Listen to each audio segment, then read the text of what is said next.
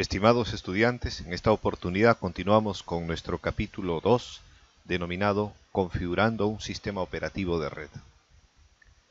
Una vez que complete este capítulo, estará habilitado para explicar el propósito y cómo acceder a Cisco iOS, configurar un dispositivo Cisco iOS mediante la CLI, utilizar los comandos de Cisco iOS y configurar y verificar los dispositivos con una dirección IP. Iniciemos el entrenamiento intensivo sobre iOS. Todos los dispositivos finales y de red conectados a Internet requieren un sistema operativo que los ayude a realizar sus funciones y permitir que el hardware funcione. El iOS o Internet Network Operating System de Cisco es un término genérico para la colección de sistemas operativos de red que se utilizan en los dispositivos de red de Cisco.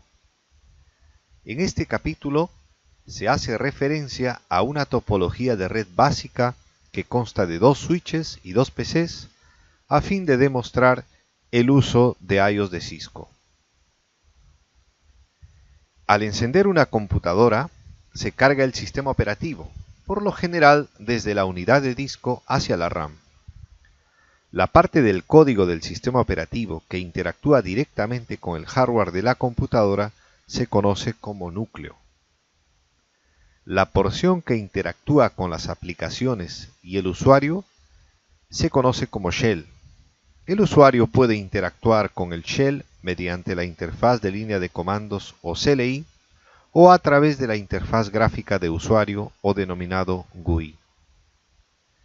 El método más frecuente para acceder a estos dispositivos consiste en utilizar una CLI que es un entorno basado en texto, donde se introducen los comandos con el teclado.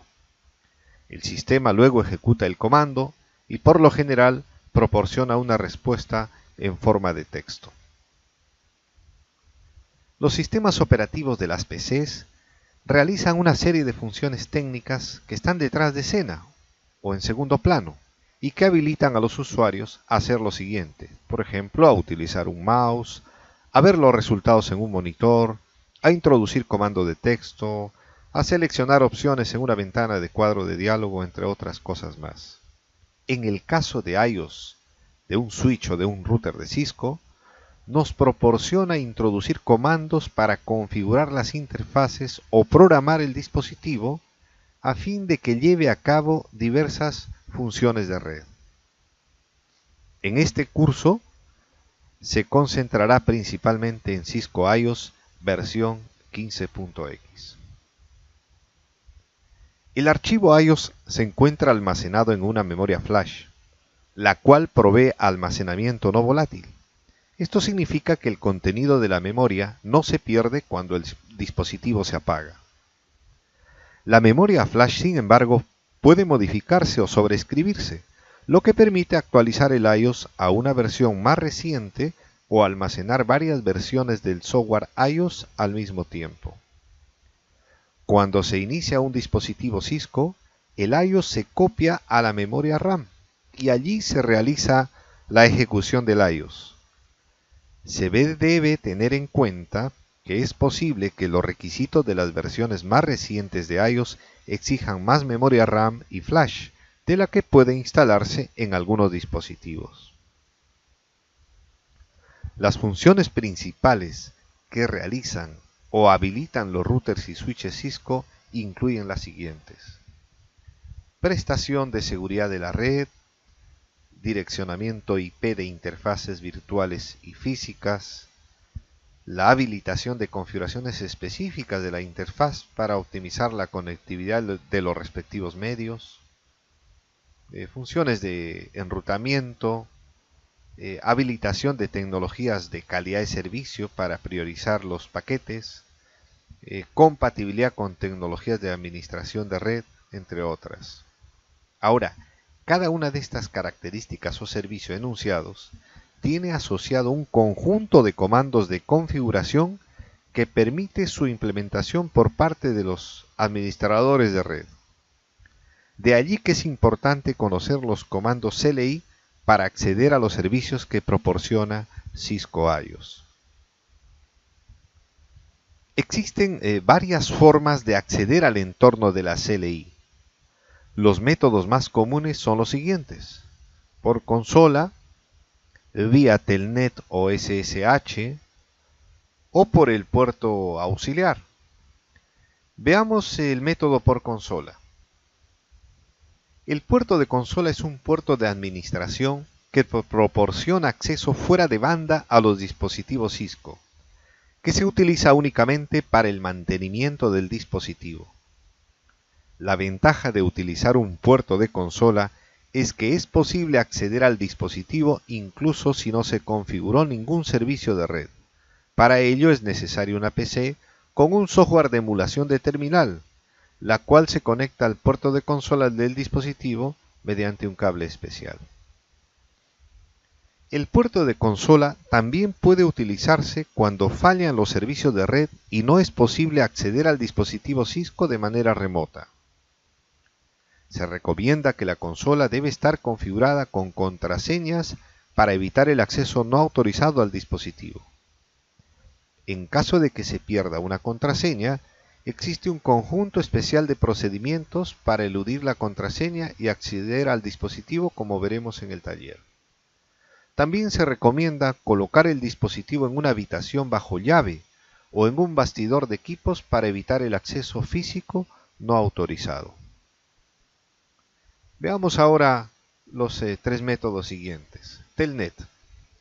Telnet es un método para establecer una sesión de CLI con un dispositivo Cisco en forma remota, mediante una interfaz virtual configurada con una dirección IP. El segundo método SSH proporciona un inicio de sesión remoto similar al de Telnet, excepto que utiliza servicios de red más seguros. El SSH proporciona autenticación de contraseña más potente que Telnet y usa encriptación cuando transporta los datos de la sesión. De esta manera se mantiene en privado la ID del usuario, la contraseña y los detalles de la sesión de administración. En algunos dispositivos este servicio se activa de manera predeterminada, en otros en cambio requieren que el servidor SSH se habilite de forma manual.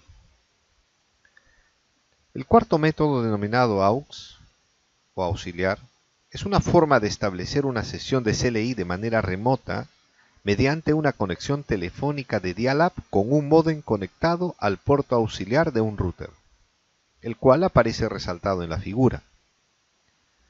Al igual que la conexión de consola, el método de puerto auxiliar también es una conexión fuera de banda. El puerto auxiliar también puede usarse de forma local, como el puerto de consola, con una conexión directa a una computadora que ejecute un programa de emulación de terminal. Es necesario, sin embargo, tener en cuenta que los switches Cisco Catalyst no admiten conexiones auxiliares como sí lo admiten algunos routers. Existen varios programas de emulación de terminales disponibles para conectarse por un puerto de consola, Telnet o SSH. Algunos de estos programas son PuTTY, Teraterm, Security CRT, Hyperterminal o SX Terminal. Una vez que se conecta a un dispositivo para configurarlo, debe navegar a través de diversos modos del iOS, en orden jerárquico desde el más básico hasta el más especializado. Los modos principales son los siguientes. Tenemos el modo del usuario o exec del usuario, modo de ejecución privilegiado o exec privilegiado, modo de configuración global y otros modos de configuración específicos como el modo de configuración de interfaz. Cada modo tiene una petición de entrada, como se observa en la figura, distinta, y se utiliza para realizar determinadas tareas con un conjunto específico de comandos que están disponibles solo para el modo en cuestión. Se puede configurar para proporcionar seguridad diferente para cada modo jerárquico. Así se controla el nivel de acceso que puede concederse al personal de red. Los dos modos de funcionamiento principales son el modo de ejecución del usuario o exec del usuario y el modo de ejecución del privilegiado o exec privilegiado. El modo de ejecución del usuario es el primer modo que se encuentra al entrar a la CLI de un dispositivo Cisco. Tiene capacidades limitadas y permite solo una cantidad pequeña de comandos para monitoreo básicos. El nivel de ejecución del usuario no permite la ejecución de ningún comando que podría cambiar la configuración del dispositivo, y a menudo se le describe como un modo de visualización solamente. El modo de ejecución del usuario se puede reconocer por la petición de entrada de la CLI que termina con el símbolo mayor. El modo de ejecución privilegiado, sin embargo, permite ejecutar comandos de configuración y administración de un dispositivo iOS. El modo de ejecución privilegiado se puede reconocer por la petición de entrada que termina con el símbolo carácter numeral. De manera predeterminada, ambos modos no requieren autenticación para su acceso, pero es recomendable asegurarse que la autenticación esté configurada. Tenemos el modo de configuración global. En este modo se realizan cambios en la configuración de la CLI que afectan el funcionamiento del dispositivo en su totalidad. Se usa el comando configure terminal para cambiar del modo de ejecución privilegiado al modo de configuración global. Tenemos otros modos de configuración específicos. Se puede ingresar a diferentes modos de subconfiguración. Cada uno de estos modos permite la configuración de una parte o función específica del dispositivo. Algunos de ellos son modos de interfaz, ¿no?, para configurar las interfaces de red, faz Ethernet, Gigabit Ethernet o interfaces seriales. También tenemos modos de línea para configurar una de las líneas físicas o virtuales, como la consola, auxiliar o BTIE.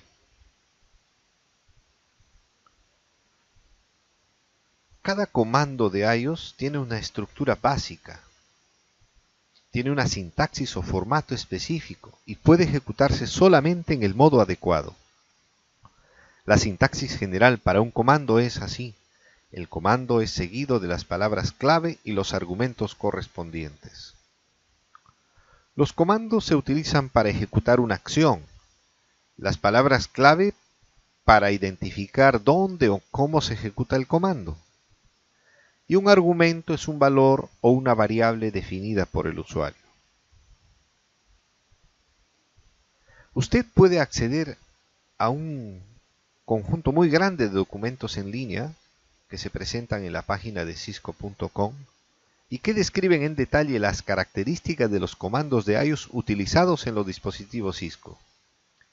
Algunas de las características que podríamos encontrar son la sintaxis detallada para un comando, la manera en que el comando se implementa en un dispositivo con una configuración predeterminada, el modo de configuración del dispositivo en el que se introduce el comando, descripciones de cómo se implementa el comando en relación con la versión del iOS, algunas pautas de uso que describen cómo implementar el comando, y muchos ejemplos útiles que nos muestran situaciones en las que se utiliza el comando con frecuencia. El iOS ofrece también ayuda contextual, que proporciona una lista de comandos y los argumentos asociados con esos comandos dentro del contexto del modo actual. Para acceder a la ayuda contextual, introduzca un signo de interrogación en cualquier petición de entrada y aparecerá una respuesta inmediata mostrando una lista de los comandos disponibles. Otro de los usos de la ayuda contextual es visualizar una lista de los comandos o palabras claves que empiezan con uno o varios caracteres específicos. Un último tipo de ayuda contextual se utiliza para determinar qué opciones, palabras clave o argumentos coinciden con un comando específico.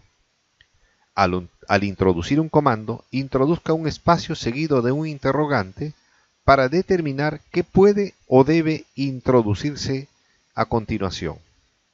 Como se muestra en el ejemplo, después de introducir el comando clockset 19.2.50.2.00, si introducimos un interrogante, nos aparecerán las demás opciones o palabras claves disponibles para este comando.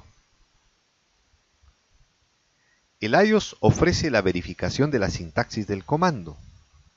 Cuando se emite un comando, el intérprete de la línea de comandos analiza la sintaxis del comando para determinar qué acción se solicitó. Si el intérprete de comandos o la shell comprende el comando, la acción requerida se ejecuta y la CLI vuelve a la petición de entrada correspondiente. Sin embargo, si el intérprete no puede comprender el comando que se ingresa, mostrará un comentario que describe el error del comando. En la ilustración mostramos diferentes tipos de errores. Comando incompleto, comando ambiguo, comando incorrecto. El comando clockset es ideal para experimentar con los distintos mensajes de ayuda de la revisión de sintaxis de comandos, como se muestran en la figura. La interfase de comandos iOS proporciona teclas de acceso rápido y métodos abreviados que facilitan la configuración, el monitoreo y la resolución de problemas. Merece la pena tener en cuenta de manera especial las siguientes teclas de acceso rápido. Tabulación para completar el resto de un comando o de una palabra clave que se escribió parcialmente. Control Z para salir del modo de configuración y volver al modo de ejecución del usuario. Las flechas arriba y abajo nos recuerdan el historial de comandos introducidos. El conjunto de teclas presionadas simultáneamente, Control Shift 6, interrumpe cualquier proceso en ejecución. Los comandos y las palabras claves también pueden abreviarse a la cantidad mínima de caracteres que identifiquen una selección única. Por ejemplo, el comando configure puede abreviarse con conf, ya que configure es el único comando que empieza con conf. La abreviatura con no dará resultado ya que hay más de un comando que empieza con. Para verificar y resolver problemas en la operación de las redes, debemos examinar la operación de los dispositivos. El comando básico de examen es el comando show, y existen muchas variantes diferentes de este comando. Un comando show típico puede proporcionar información sobre la configuración, el funcionamiento y el estado de las partes de un switch o de un router Cisco. Veamos algunos comandos show que se utilizan con frecuencia. Show running config, por poner un ejemplo. Este comando show running config muestra el contenido del archivo de configuración en ejecución actual de un dispositivo Cisco y contiene los comandos utilizados para determinar cómo funciona el dispositivo en la red. La modificación de la configuración en ejecución afecta el funcionamiento de un dispositivo Cisco de inmediato. Este archivo de configuración en ejecución se almacena en la RAM. Esto significa que si se corta la alimentación al dispositivo o se lo reinicia, se pierden todos los cambios de configuración a menos que se hayan guardado. Otro comando también utilizado con frecuencia es el comando show startup config, que muestra la configuración guardada ubicada en la NVRAM o llamada configuración de inicio. El archivo de configuración de inicio refleja la configuración que utilizará el dispositivo cuando se lo reinicie. Otro de los comandos importantes en un switch o un router es el comando show versión. Algunos de los datos que se obtienen a partir de este comando son los siguientes. Versión del software iOS almacenada en la memoria flash. La versión del Bootstrap almacenada en la ROM de arranque. El tiempo transcurrido desde la última vez que se reinició. La información del método de reinicio. Es decir, si apagado, encendido o si hubo un colapso. El nombre del archivo imagen del iOS almacenado en la memoria flash. También nos brinda información del modelo y tipo de procesador, el tipo y la asignación de memoria. cuánta memoria RAM tenemos almacenada, los protocolos y conjuntos de características admitidos, una lista de interfaces de hardware que disponemos en el dispositivo y un registro de configuración que establece especificaciones de cómo arranca el equipo, la configuración de la velocidad de la consola y otros parámetros relacionados. A continuación veamos información básica. Es importante conocer que un switch Cisco no requiere ninguna configuración antes de ponerlo en funcionamiento. Es decir, se puede conectar PCs a un switch sin ninguna configuración y de todas maneras este conmutará los datos entre los dispositivos conectados y las PCs tendrán conectividad de forma inmediata. Pero ahora nos enfocaremos en la creación de una pequeña red de dos PCs conectadas mediante un switch configurado con los parámetros iniciales. Los parámetros iniciales incluyen la configuración de un nombre para el switch, la limitación del acceso a la configuración del dispositivo, la configuración de mensajes de aviso y luego guardar la configuración. Los nombres de host aparecen en las peticiones de entrada de la CLI cada vez que uno ingresa al equipo. Puede utilizarse en varios procesos también de autenticación entre dispositivos y los nombres de host también deben utilizarse en los diagramas de topologías. Los switches Cisco utilizan un nombre de dispositivo predeterminado de fábrica llamado switch. Imagine si su red tuviera varios switches con el nombre de predeterminado switch. Esto generaría una gran confusión durante la configuración y el mantenimiento de la red. Los nombres de host permiten que los administradores de red identifiquen dispositivos a través de una red o de Internet. Entonces, se deben seguir ciertas pautas de convenciones de denominación de nombres. Por ejemplo, comenzar con una letra, no contener espacios, finalizar con una letra o dígito, utilizar solamente letras, dígitos y guiones, y tener menos de 64 caracteres de longitud. En el modo exec privilegiado, acceda al modo de configuración global introduciendo el comando configure terminal. Después, introduzca el nombre de host utilizando el comando hostname como se muestra en la figura. Observe ahora que el nombre de host que aparece en la petición de entrada cambió. Para deshacer los efectos de un comando, se puede escribir la palabra clave no antes del comando. Por ejemplo, para eliminar el nombre de un dispositivo, utilice el comando no hostname, lo que provocará que el switch vuelva a utilizar o vuelva a usar el nombre de host predeterminado switch. Además de limitar el acceso físico a los dispositivos mediante su colocación en armarios y bastidores bajo llave, las contraseñas son la principal defensa contra el acceso no autorizado a los dispositivos de red. Entre ellas tenemos contraseñas para limitar el acceso al modo de ejecución privilegiado, contraseñas para limitar el acceso a los dispositivos mediante la conexión de consola. Debemos usar contraseñas para limitar el acceso a los dispositivos a través de Telnet. Así que debemos considerar estos puntos clave cuando elijamos las contraseñas. Las contraseñas deben tener más de 8 caracteres.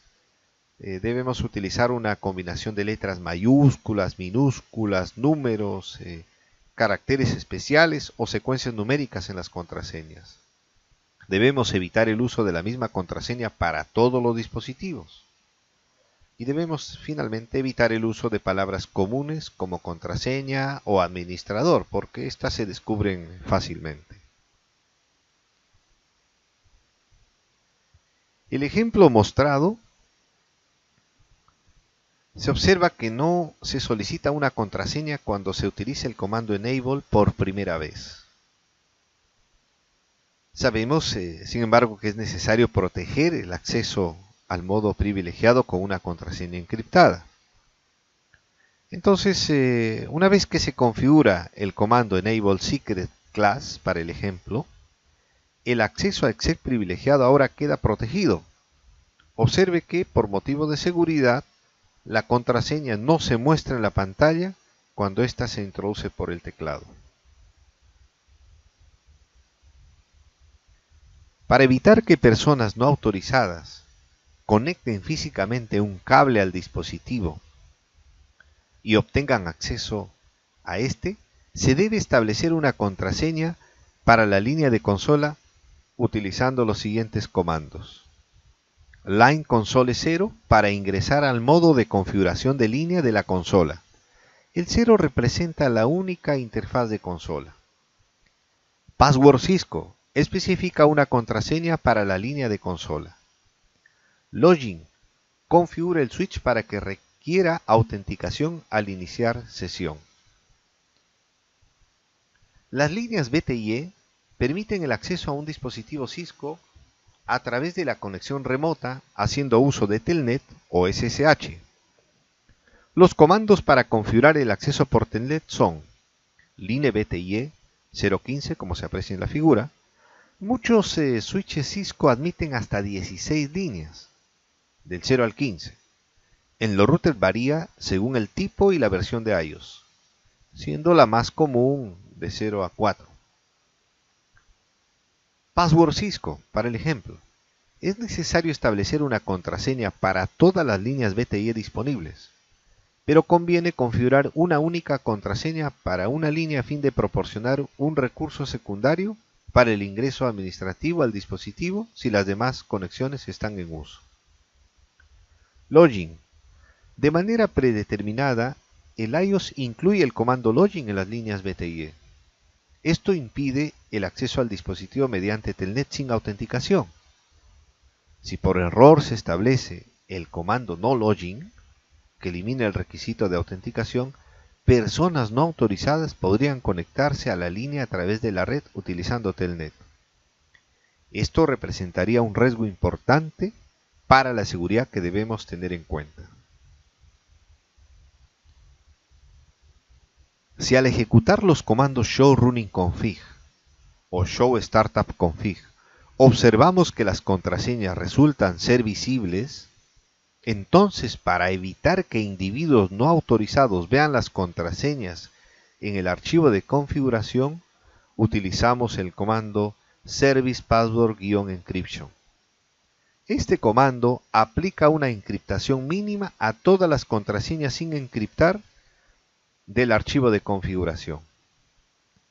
Hay que tener en cuenta, sin embargo, que una vez que se ha aplicado la encriptación, la cancelación del servicio de encriptación no revierte.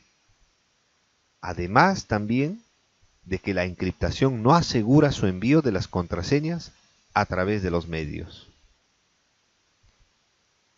También es importante informar que solo el personal autorizado tiene permitido el acceso al dispositivo.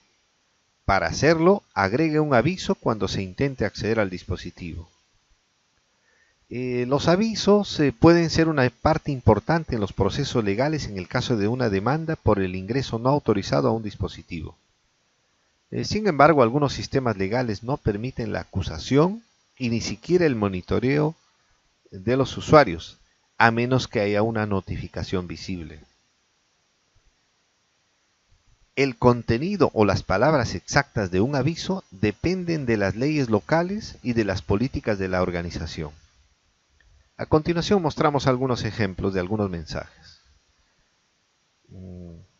El uso del dispositivo es exclusivo del personal autorizado, podría ser un mensaje. Otro sería de esta manera: es posible que esté controlando la actividad. Otra: se iniciarán acciones legales en caso de uso no autorizado. El aviso también puede incluir cierres programados del sistema e información que afecta a todos los usuarios de la red. Así que tenemos una variedad de avisos que podríamos nosotros publicar. Un aviso común es el mensaje del día, que se conoce con las siglas MOTD.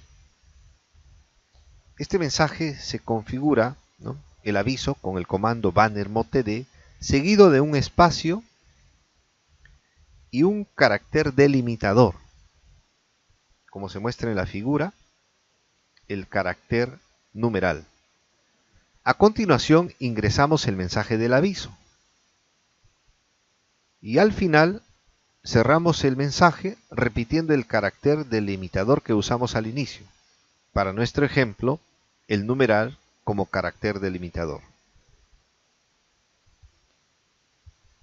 Cuando se configura un dispositivo de red y se modifica la configuración en ejecución, es importante guardar esos cambios en el archivo de configuración de inicio. Esto evita que los cambios se pierdan debido a cortes de energía o a un reinicio intencional. El comando para guardar la configuración en ejecución en el archivo de configuración de inicio es copy running-config espacio startup-config. Si se guardan cambios no deseados en la configuración de inicio, posiblemente sea necesario eliminar todas las configuraciones. Esto requiere borrar la configuración de inicio y reiniciar el dispositivo. La configuración de inicio se elimina mediante el comando erase startup-config. Una precaución: tenga cuidado al utilizar el comando erase, pues puede borrar el iOS u otro archivo especial del dispositivo. Mucho cuidado.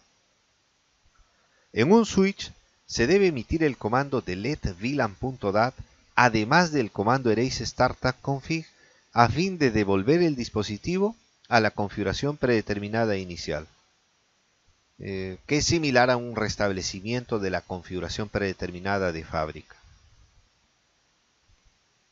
Es importante disponer también de una copia que podamos luego utilizar, ¿no?, de los archivos de configuración para su modificación o reutilización en otra oportunidad. Por eso es importante guardar y archivar la configuración en documentos de texto. En la figura, y en el taller lo comprobaremos, se muestra cómo se puede guardar y archivar los archivos de configuración en un documento de texto utilizando Teraterm e Hyperterminal. En cualquier red, las direcciones IP son fundamentales para que los dispositivos se comuniquen de origen a destino y viceversa. En el caso de los switches Cisco, tienen puertos físicos a los que se les puede conectar los dispositivos, pero también cuentan con una o más interfaces virtuales de switch que los conocemos como SVI y que se crean en el software. Estas interfaces virtuales proporcionan un medio para administrar un switch de manera remota a través de una red utilizando IPv4. Cada switch viene con una SVI que aparece en la configuración predeterminada inicial. La SVI predeterminada es la interfase virtual denominada VLAN 1. Para acceder al switch de manera remota, se debe configurar una dirección IP y una máscara de subred en la SVI. En el ejemplo se muestran los comandos para habilitar la conectividad IP del switch S1 o del switch. Interfase VLAN 1. Se utiliza para navegar hasta el modo de configuración de interfaz desde el modo de configuración global. IP address 192.168.10.2, 255.255.255.0. Configura la dirección IP y la máscara de subred del switch. No shutdown. Habilita administrativamente el estado activo de la interfaz. Una vez que se configuran estos comandos, el switch tiene todos los elementos IP listos para la comunicación a través de la red y poder hacer su gestión de él de manera remota. El iOS proporciona comandos también para verificar el funcionamiento de las interfaces de un router y de un switch. Un ejemplo es: utiliza el comando show IP interface brief para verificar la condición de las interfaces del switch. Como se ve en el ejemplo, la dirección IP asignada a la interfase VLAN 1 en el switch S1 es 192.168.10.2 y en el switch S2 es 192.168.10.3. Las interfaces físicas fase Ethernet 01 y fase Ethernet 02, tanto en el switch S1 y switch 2, funcionan respectivamente y correctamente. Estimados estudiantes, habiendo finalizado este capítulo, usted ahora es capaz de explicar el propósito y cómo acceder a Cisco IOS, cómo configurar un dispositivo Cisco IOS mediante la CLI, utilizar los comandos de Cisco IOS y configurar y verificar los dispositivos con una dirección IP. Estimados estudiantes, nos vemos en una próxima oportunidad.